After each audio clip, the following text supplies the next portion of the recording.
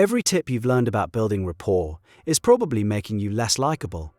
Most people think they know the secret to connecting with others. They are mistaken. This is a subject where smart, charismatic people disagree violently, because both sides have a point and both have a cost. One path offers a clear set of tools, while the other promises authentic connection. Where do you stand? By the end of this, you might change your mind. Let's begin with the technicians. This school of thought treats rapport as a science, a set of replicable behaviors you can learn and deploy. They see human connection as a series of locks, and they believe they have the keys. The core idea is that external actions can create an internal feeling of trust. The most famous technique is mirroring. This involves subtly mimicking another person's body language. If they lean forward, you lean forward a few seconds later. If they cross their legs, you cross yours. The goal is subconscious alignment. You are signaling on a primal level that you are on the same wavelength. It goes deeper than just posture. There's vocal mirroring, where you match the speed and tone of the other person's speech. If they speak slowly and softly, you slow down. If they are fast and energetic, you match that energy. Then there is the paraphrasing technique, often used by crisis negotiators. You summarize what the person just said in your own words, showing you understand. A more surgical version is to simply repeat the last 1 to 3 words of their sentence as a question. This prompts them to elaborate, to keep talking, to feel heard. It creates a loop of validation. These tools are powerful. When a skilled practitioner uses them, it feels like magic. They can walk into a hostile meeting and walk out with allies. They can calm an angry customer or build deep trust on a first date.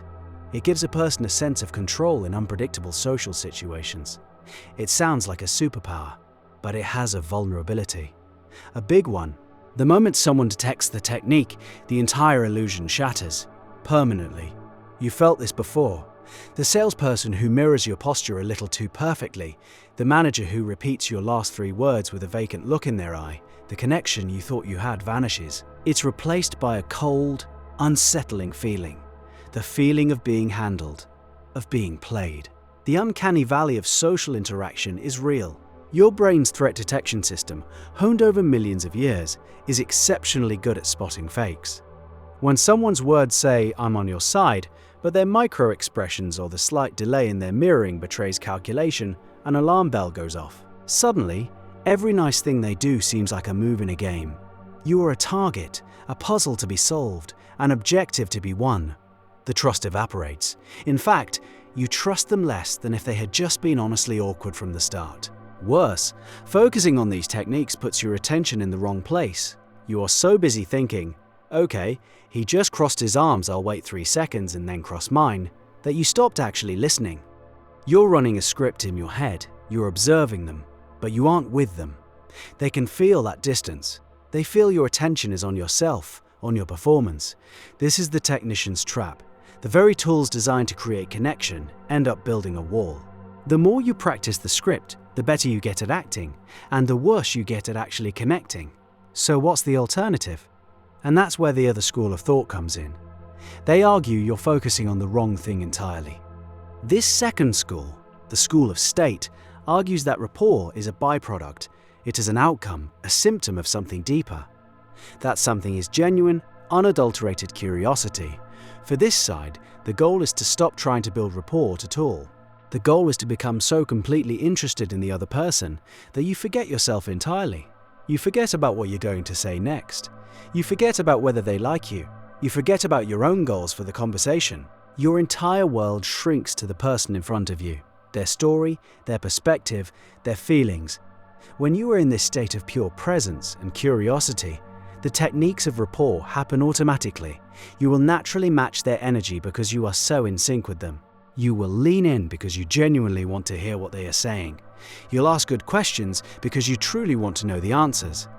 Your body language will align with theirs because your mind is already aligned with theirs. It is authentic. There is no script. There is only the shared moment.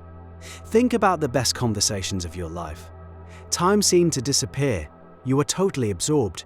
You weren't thinking about mirroring or active listening. You were just there.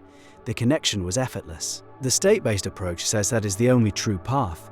To cultivate this state, they recommend practices like mindfulness to quiet your own mental chatter. They suggest entering every conversation with the goal of discovering something fascinating about the other person. Assume everyone is an expert in something you know nothing about. Your job is to find out what it is. This approach is profound. It can lead to incredibly deep and meaningful connections. It moves beyond transactions and into real human relationships. It sounds like the ethical, more effective way. And yet, this school has its own massive blind spot. Try telling a nervous person on a first date to just be curious. Tell someone in a high-stakes job interview with their rent on the line to forget their own goals. It's absurd. It's like telling someone having a panic attack to just relax. The advice is correct, but completely useless at the moment it's needed most. When your survival system is activated, your brain is flooded with self-monitoring. Am I talking too much? Did that joke land? What do they think of me? Your attention turns inward, defensively. Genuine open curiosity is a luxury of a calm nervous system. It's easy for a confident person to be curious. It's nearly impossible for an anxious person to do it on command. This creates a miserable paradox. You need to build rapport to reduce your anxiety, but your anxiety prevents you from being in the state required to build rapport. You're stuck. The techniques feel fake and risk backfiring. The authentic state feels utterly inaccessible when the pressure is on. It seems like an impossible choice between being a calculating manipulator or a well-meaning but socially paralyzed wreck. But what if that's the wrong way to look at it? The truth is more complicated than either side admits. The two approaches are not enemies, they are stages in a process. The techniques are training wheels for the state. You use the external tools of the technician to build the internal mindset of the master. Imagine learning to play the guitar. At first, it's all technique. You think constantly about where to put your fingers. Is this a C chord? Is my thumb in the right position? It's clumsy and mechanical. You are thinking about your fingers, not the music. But after hundreds of hours of practice, something shifts. You stop thinking about your fingers. You just think of the music, and your hands know what to do. The technique has been absorbed. It has become automatic. It built the platform from which real artistry can emerge. The same is true for social skills. When you first practice repeating the last 3 words of a sentence, it feels awkward and robotic. You're doing it to run the play, but the exercise forces you to do something crucial. Shut up and listen intently to the end of their sentence. The technique forces a state of listening. When you consciously decide to mirror someone's posture, you are forcing your brain to pay granular attention to their physical state. The technique is a focusing mechanism. It yanks your spotlight of attention off of your own internal anxiety and places it squarely onto the other person. You are using the technique to hijack your own nervous system. You are acting as if you are curious. And the human brain has a funny habit of becoming what it pretends to be.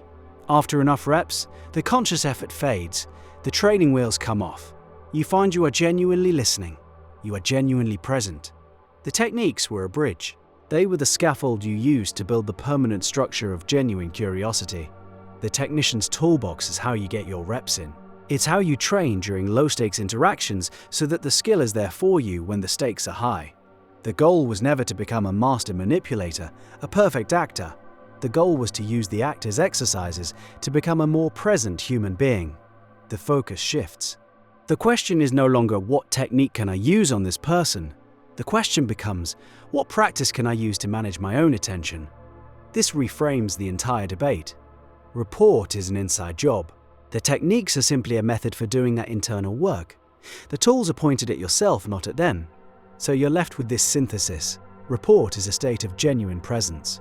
But that state is a peak to be climbed, and the techniques are the path. But that path has its own dangers. Lean on the techniques for too long, and they become a crutch. You become a performer forever, never graduating to true connection. You can get stuck at the competent but cold stage.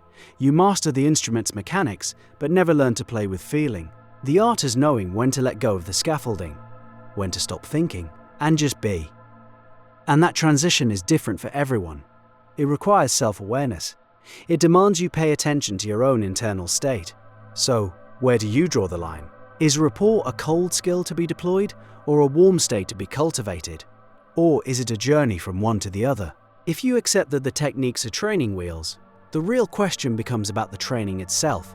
Do you drill the external actions until they become an unconscious reflex, trusting that the internal state will follow? Or do you focus on quieting your mind, hoping the right social behaviors emerge naturally? What's the first step for you?